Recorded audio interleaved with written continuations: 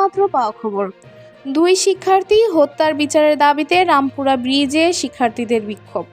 2 শিক্ষার্থী হত্যার বিচারের দাবিতে ঢাকার রামপুরা ব্রিজে বিক্ষোভ করছে ইস্ট ওয়েস্ট ও আমেরিকান ইন্টারন্যাশনাল ইউনিভার্সিটির শিক্ষার্থীরা। আজ বিকেল 4টার পর শিক্ষার্থীরা ব্রিজের সড়ক দখল করলে যানজটের সৃষ্টি হয়।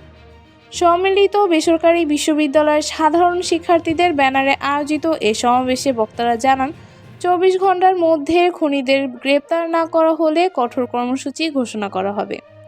গত 12ই ডিসেম্বর গাজীপুরে ইস্ট ওয়েস্ট ইউনিভার্সিটির শিক্ষার্থী তাজবীর হোসেন শিহানকে কুপিয়ে হত্যা করে দুর্বৃত্তরা। একই দিনে নারায়ণগঞ্জে ছিনতাইকারীর ছুরিকাঘাতে আহত হন আমেরিকান ইন্টারন্যাশনাল ইউনিভার্সিটির শিক্ষার্থী মুহাম্মদ সীমান্ত, যিনি পরে হাসপাতালে মারা যান। শিক্ষার্থীরা বলেন, দেশে শিক্ষার্থীদের নিরাপত্তা নিশ্চিত করতে হবে, বিচার না হওয়া পর্যন্ত আন্দোলন চলবে।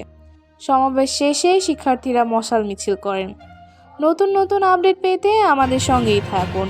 ধন্যবাদ।